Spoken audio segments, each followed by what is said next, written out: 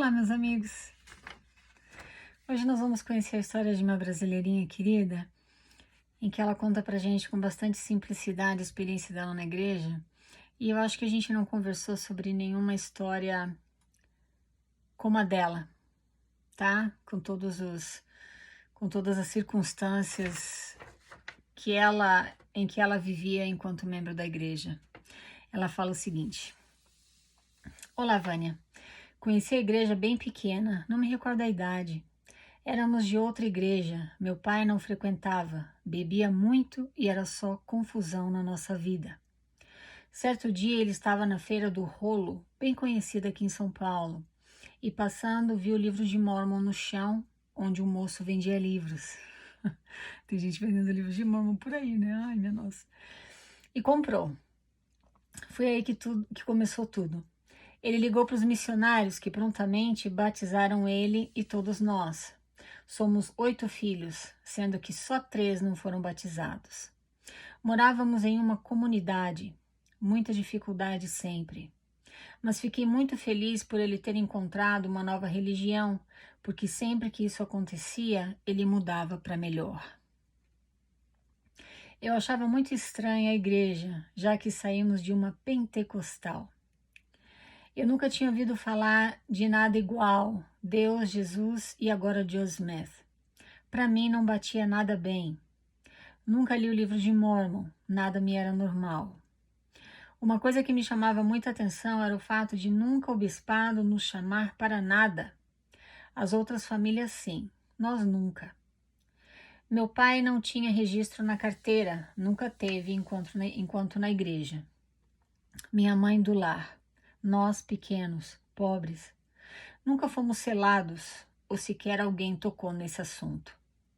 Hoje entendo porque eu me sentia muito mal como moça. Nunca me chamavam para nada. Enfim, meu pai não passou muito tempo e saiu da igreja. Minha mãe nunca gostou. Meus irmãos saíram todos. Só restou eu. Arrumei um namorado do mundo e ele só foi em um baile uma vez. Nunca mais foi. Nos juntamos. Imagina, né? Eu nova na sociedade de socorro. Me sentia a ovelha negra. Não era chamada para nada. Porém, pagava meu dízimo. Eu queria ser daquele lugar. Me sentia bem. Queria fazer parte. Queria uma família feliz. Acho que no fundo era exatamente isso que eu queria, uma família feliz.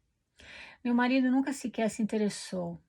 E eu lá firme, tentando ser a super mulher maravilha. Porém, entrava ano e saía ano, eu estava no mesmo lugar. Pagava dízimo certinho e nunca me chamaram para nenhuma entrevista. Meu sonho também era casar no templo, e nada. Me dei conta de que nada ia mudar, já que eu sempre iria morar no mesmo lugar.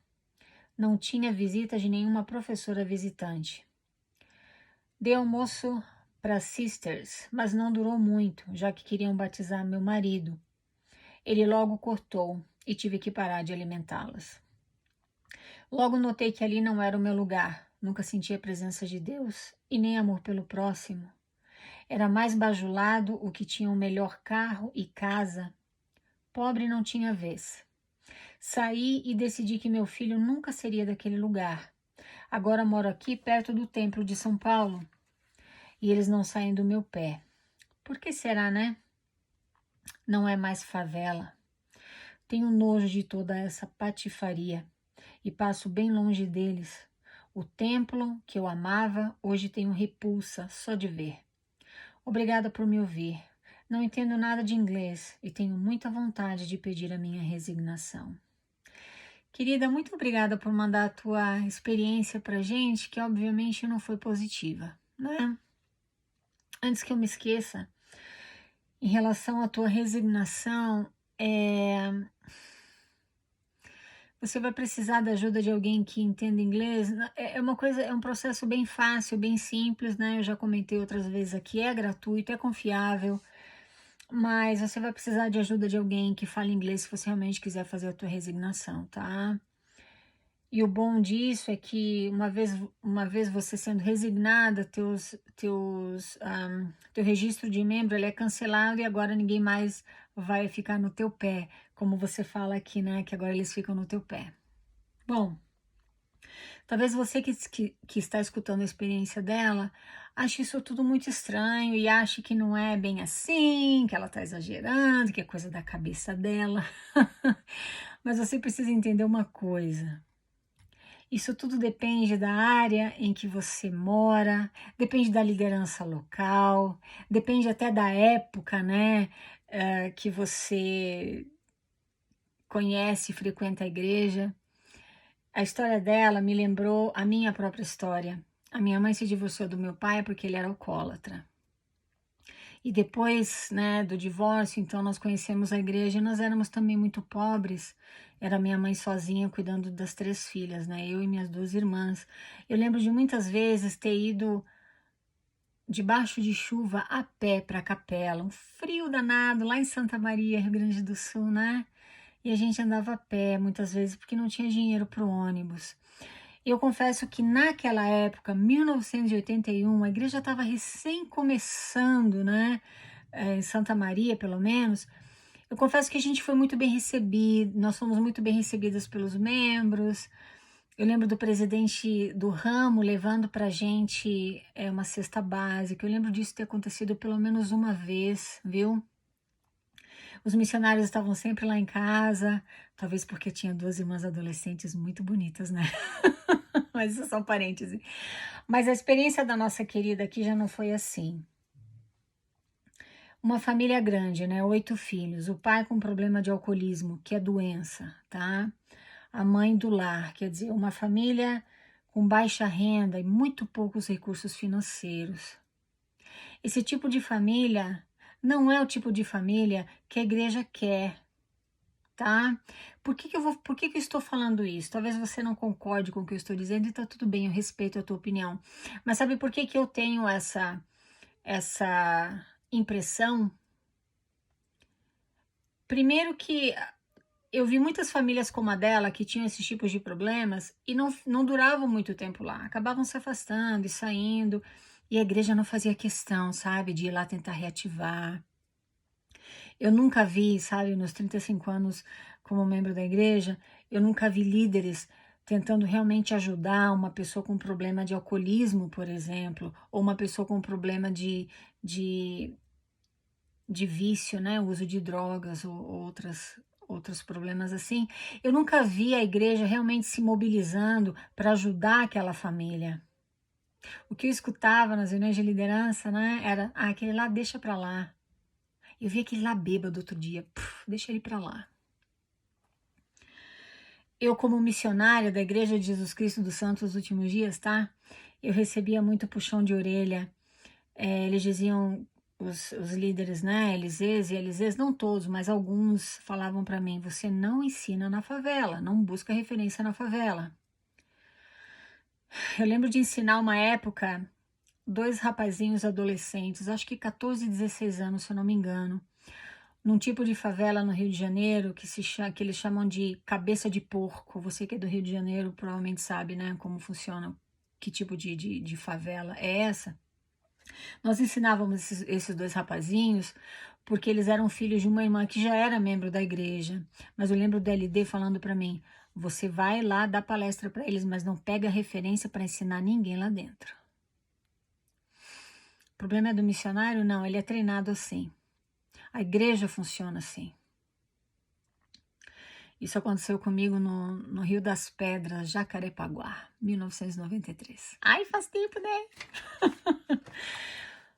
E então é assim. Infelizmente, querida, você que mandou a história pra gente.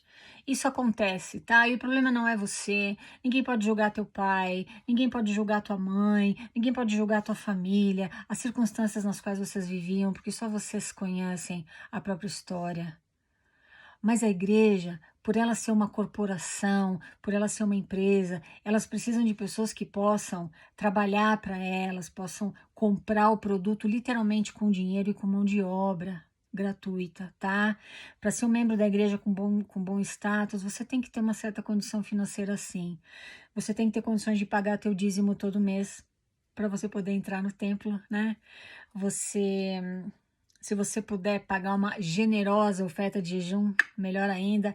Agora, se você é aquela família, se você é de uma família que precisa de ajuda, você precisa tirar mais do que colocar na igreja, eles já não têm interesse em você. Eles não vão trabalhar incansavelmente para te ajudar, para ajudar teu pai, né, a vencer o alcoolismo, a buscar um tratamento profissional, porque não existe oração, nem bênção de saúde, nem coisa nenhuma que cure doenças físicas e mentais. No caso do teu pai, ele precisaria de ajuda profissional. A igreja não tem interesse nisso, em pessoas assim, em famílias assim, tá? Eu vi isso por experiência. Agora, sabe o que é engraçado, né? Você, como membro da igreja, deveria avaliar. Você julga pessoas assim, né?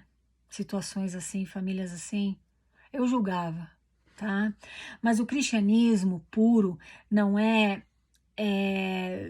vestir os nus, alimentar os famintos, confortar os que necessitam de conforto, como eles falam lá no livro de Mórmon. Eles ensinam tanto isso, mas eles escolhem quem são as pessoas que vão receber essas ajudas.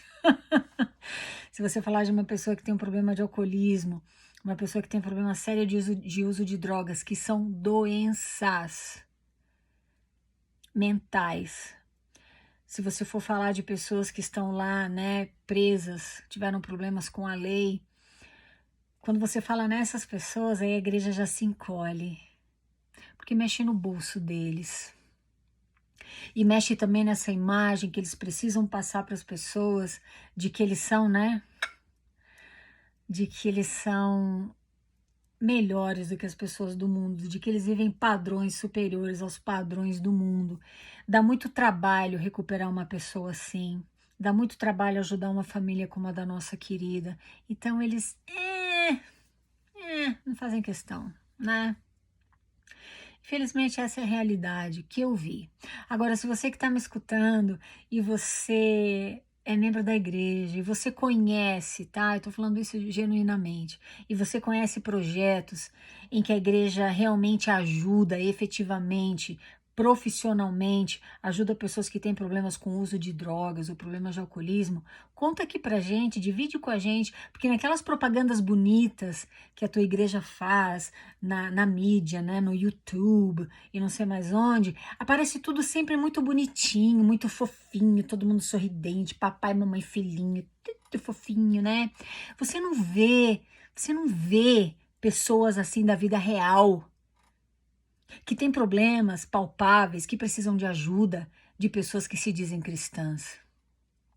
Se a Igreja de Jesus Cristo dos Santos dos Últimos Dias fosse uma igreja verdadeiramente cristã, famílias como a da nossa querida aqui da história deveriam ser a mais alta prioridade para a igreja, se ela estivesse pregando o evangelho de Jesus Cristo. Agora, como ela está vendendo produtos para você como qualquer outra corporação, então ela precisa selecionar o público dela. Não é.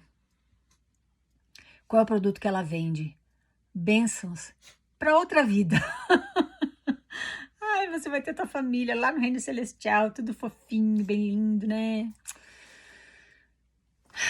Você vai ser abençoado aqui, não sei o que lá. Então eles estão te vendendo, né?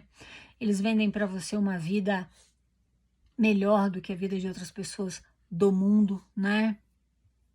E eles vendem para você promessas que, se não se cumprirem nessa vida, vão se cumprir na próxima, com certeza. Famílias eternas, né? Promessa de famílias eternas. Então, o produto que eles estão vendendo não é para qualquer pessoa, não é para pessoas que lidam com problemas graves, problemas que são parte, sim, da nossa realidade social no mundo inteiro, não só no Brasil, como no caso da nossa querida.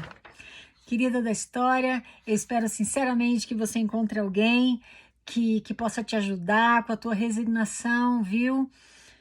Para eles te deixarem em paz. Eu fico muito feliz por você não ter deixado aquela experiência na igreja te definir como pessoa, como ser humano, porque o teu valor como ser humano não depende da tua classe social tá aqui no teu coração, viu?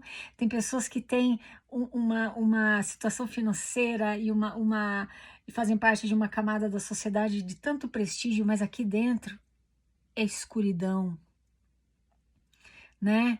Então é isso aí, bola pra frente, você não precisa daquela humilhação, você não precisa se sentir como você se sentia assim. O templo é um chamariz, né? Para as pessoas ficarem lá dentro comprando, literalmente pagando por aquelas bênçãos que a gente sabe que nunca vão se cumprir, porque foi tudo criado por homens e não por Deus, viu? Então tá bom, meus queridos. Muito obrigada por me escutar. Falamos na próxima. Tchau, tchau.